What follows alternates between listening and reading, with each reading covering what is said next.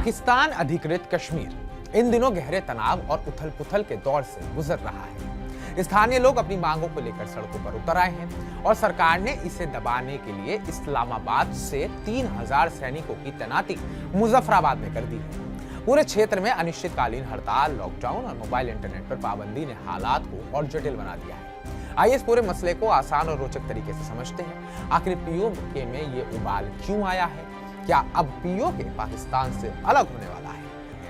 नमस्कार, मैं उत्कर्ष प्रताप सिंह और आप देख रहे हैं TV9 भारतवर्ष। ये सब शुरू हुआ आटे की कीमतों में बढ़ोतरी से। पीओके के लोगों के लिए ये सिर्फ एक आर्थिक मुद्दा नहीं था, बल्कि ये उनके दशकों से दबे गुस्से का प्रतीक बन गया। कश्मीर संयुक्त नागरिक कमेटी ने 38 मांगों की एक सूची सरकार को सौंपी, जिसमें से कुछ मांगे ऐसी हैं जो सीधे तौर पर स्थानीय लोगों के हक और सम्मान से जुड़ी हैं।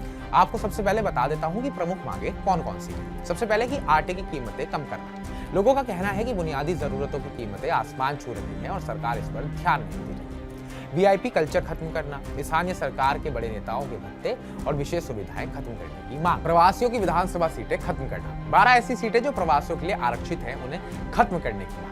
जल विद्युत परियोजना की रॉयल्टी, यानी कि प्रदर्शनकारी चाहते हैं कि जल विद्युत परियोजनाओं से होने वाली कमाई का हिस्सा स्थानीय लोगों को मिले। अब ये जल विद्युत जो परियोजनाएं हैं, इनका जो हिस्सा है वो बहुत बड़ा है, क्योंकि पीओके जो है वो पहाड़ी क्षेत्र है, वहाँ पे नदियां भी हैं, पानी भी बहता है, तो वहाँ बहुत सारे प्रोजेक्ट्स हैं। 25 सितंबर को पब्लिक एक्शन कमेटी ने सरकार के साथ एक बैठक करी, लेकिन बात नहीं बनी। नतीजा 29 सितंबर से पूरे पीओके में अनिश्चितकालीन हड़ताल की घोषणा हो गई।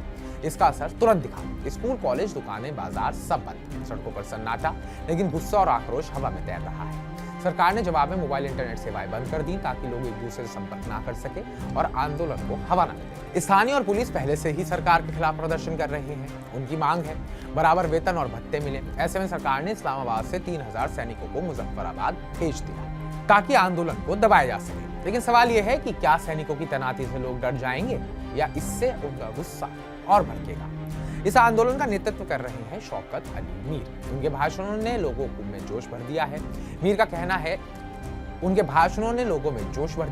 मीर का कहना है कि पाकिस्तान सरकार ने पीओके को भ्रष्टाचार और बेरोजगारी के दलदल में धकेल दिया है। अब वक्त है बाहर निकलने का। मीर का यह नारा पीओके की गलियों में गूंज रहा है।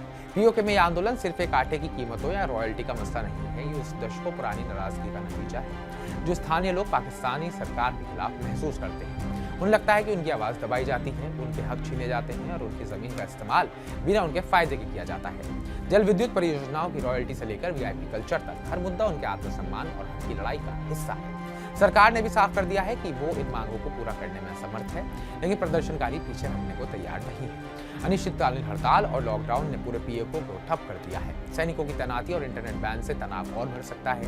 क्या यह आंदोलन एक बड़े विद्रोह में बदल जाएगा या सरकार और प्रदर्शनकारियों के बीच कोई समझौता होगा? ये देखना दिलचस्प होगा। खास बात ये, आंदोलन सिर्फ पीओके की कहानी नहीं है, ये हर उस जगह की कहानी है जहाँ लोग अपने हक के लिए लड़ रहे हैं। शौकत अली मीर और उनके साथी उस चिंगारी का प्रतीक है जो दशकों के दमन के बाद अब भड़क रही है। क्या पीओके में बदलाव की बयार रहेगी? इसका जवाब तो वक्त ही देगा, लेकिन फिलहाल तो यह आंदोलन दुनिया की नजरों में है। तो कमेंट बॉक्स में कमेंट कर हमें जरूर बताइएगा, क्या इस बार सच में पीओके पाकिस्तान से आजादी चाहता है?